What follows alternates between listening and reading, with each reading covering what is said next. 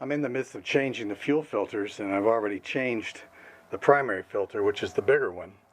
And what I do is I take it off, and then I pour the contents into a little white cottage cheese container.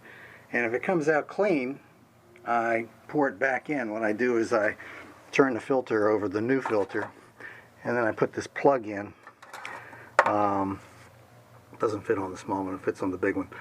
I have to get one that fits. Anyway, if it comes out clean, I pour it back through the small holes, and then it gets filtered again. And I plug it with that so it doesn't go through the big holes. And this is what came out of the secondary filter, which is the one that filters the fuel before it goes to the injectors.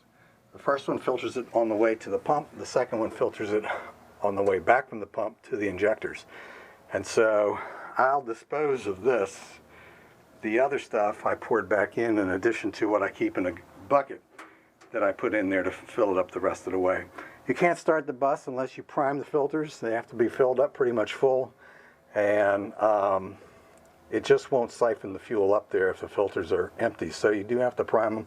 If you ever run out of gas, run out of fuel on the road, you have to take the filters off and prime them. I always carry this bucket full of fuel with me in case I have to do that. I've had to do it one time in 35 years, and that was because I was operating at high elevations and didn't realize how much fuel I was using because the air was thinner, it was burning richer, and so I didn't get as many miles as I normally did. This bus comes originally equipped with no fuel filter, and it doesn't have, or didn't in those days, have a odometer, so you have to go back to the hubometer, and every 700 miles you needed to get fuel. Well, I had not quite reached 700 miles, and I ran out on a sweeping turn, and it sloshed over to one side of the tank on this long sweeping turn and picked up air. And once it picks up air and the filters drain, then you have to stop and prime them.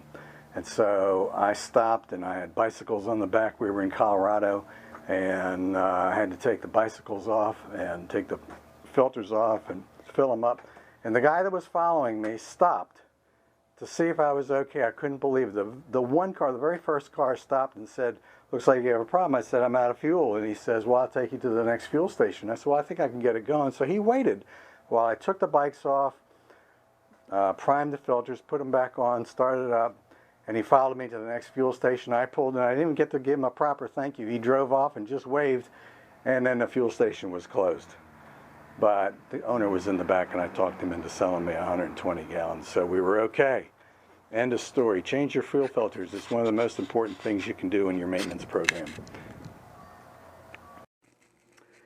So this is a secondary filter. I'm getting ready to fill it up through the small holes with the interior hole plugs, so that whatever we pour in there still gets filtered. And you can see I've cleaned out my cottage cheese bucket. I've poured my fuel in there just to make sure it's clear and nothing in it, and we're going to fill this up. A couple other pointers. You should clean off the base of the contact point with the gasket on the filter and clean that off really well. Then give it a light coating of motor oil before you put these on. I turn them on by hand, clean my, inevitably you're going to get fuel on the outside of these things. I try every time I do it. I drop one, I spill it, I do whatever. Anyway, clean it off, tighten it up by hand, make sure your hands are clean. You're supposed to turn it 3/4 turn after the contact with the gasket. I turn them as tight as I can get with my hands, and then I use just a regular oil filter wrench to get them off, and I've never had a problem with that. It's been, according to the labeling on the filter, it was 13,000, 4,013,000, changed 2016 December, and it's now 2020 March, and I guess they have about 30,000 miles on them. Seems like a long time, but 30,000 miles is probably not too bad for the filters. I really never get anything out of them, so what you saw there was probably the worst I've seen, but all in all, that's not really bad.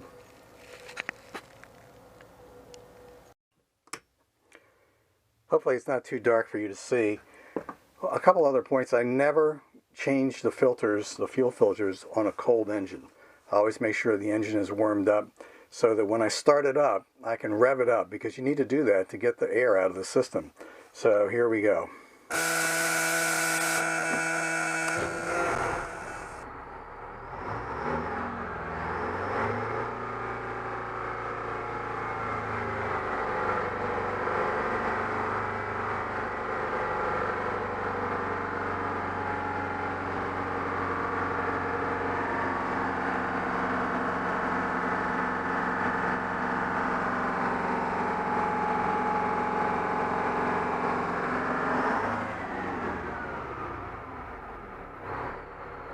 Then make sure it idles smoothly, and you're set to go.